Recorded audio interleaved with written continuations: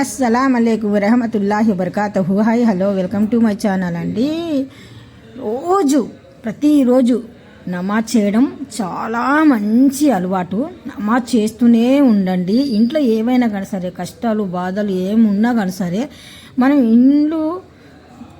ఇంటి మాట బయటికి చెప్తే అస్సలు బాగుండదు. అందుకనేసే మన ఇంట్లో ఉన్న బాధలైనా కష్టాలైనా ఏవైనా కానీ సరే, మనము నమాజ్ చేస్తూ అల్లాకు దువా చేస్తూ మన బాధలేటో మన కష్టాలేటో తనతో మనము చెప్పగలుగుతాం.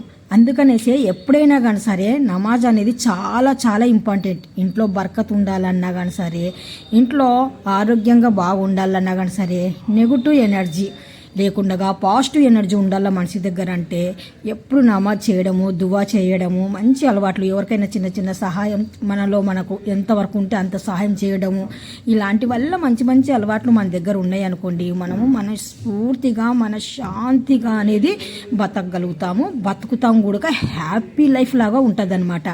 ఎప్పుడు కిచకిచలాటుకుంటా వాళ్ళతో ఇళ్ళతో పనికిరాని మాటలు మాట్లాడుతూ అలా ఉన్నాం అనుకోండి, ఎప్పుడు నెగిటివ్ ఎనర్జీ ఉంటుంది, పాజిటివ్ ఎనర్జీ అనేది ఉండదు మనిషి దగ్గర. అందుకనేసి ఎప్పుడైనా కానీ సరే ఖాళీ టైం అనేది కాదండి, ఇంపార్టెంట్గా మీకు ఎన్ని పనులు ఉన్నా కానీ సరే పక్కన పెట్టేసి ప్రతిరోజు ఉదయము జోహర్, అసర్, మగ్రిబ్, ఇషా ఈ నమాజులు మీరు ఖచ్చితంగా పాటించేసి అల్లాకు దువా చేశారనుకోండి, అల్లాహు తాలా మీ ఇంట్లో బర్కత్ ఇస్తారు, సుఖ సంతోషాలు ఇస్తారు.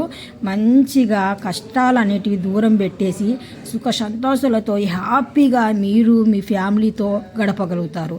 అందుకనేసే నమాజులు చెయ్యండి.